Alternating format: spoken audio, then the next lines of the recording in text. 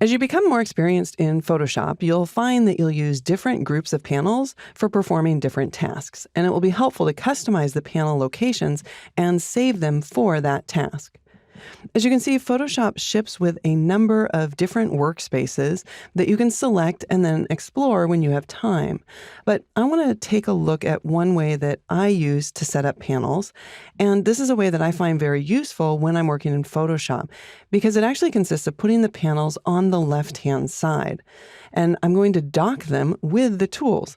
And the reason that I put everything here on the left side is because I was just noticing that all day long I was going back and forth between selecting tools and then selecting a layer and then coming up to the options bar, and it was taking me a lot of time.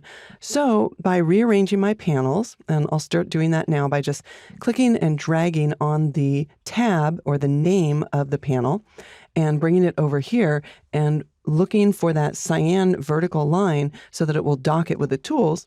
By doing this, I can save a lot of time. So I use my layers all the time. I also use the paths panel quite often. So I'm going to drag that not to nest with layers, but actually to be in its own panel grouping right above the layers. I don't use channels that often, so I would right-click and choose to close or close the tab group. On the Mac, that would be a control click if you don't have a 2-button mouse. And then I can move my libraries panel again by just dragging it up here and docking it with the paths. I'll go ahead and close these other by right-clicking and choosing Close Tab Group. And I'll do the same for the color and the swatches and the patterns and the gradients as well. But I do like to use the history a lot, so I would drag that with my layers because those panels usually both consist of a lot of information, so I usually put them together. As well as the properties panel, I can go ahead and nest those there. Or if you want to, like I had mentioned in our previous video, we can go ahead and dock those so that they're separate, so that they're always showing.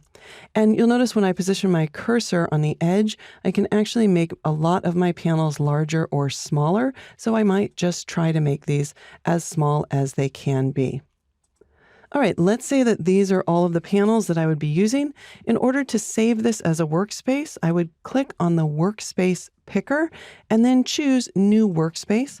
And we'll just call this JK Custom. And you'll notice that I could save custom keyboard shortcuts, menus, and toolbars, but for now, I just am going to save the panel location and click Save.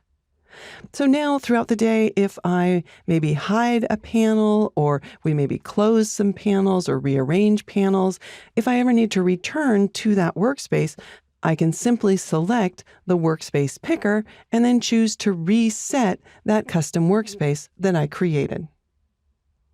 If I ever want to delete a workspace, I need to make sure that the workspace isn't selected. So I might choose something like Essentials, but you'll notice that it didn't return to where the default Essentials were. And that's because I've moved them around and it remembers that. So if I wanted to reset that, I would choose Reset Essentials. And now that I don't have the JK Custom Workspace selected, I can go ahead and choose to delete workspace and delete that custom workspace that we had just created. I'll click Yes, and as you can see, Photoshop makes it very easy to customize and switch between different workspaces depending on the tools that you're using and the task that you're trying to accomplish. Now, moving forward in other videos, I'm going to customize which of my panels are showing based on the tasks that we're going to perform in those videos.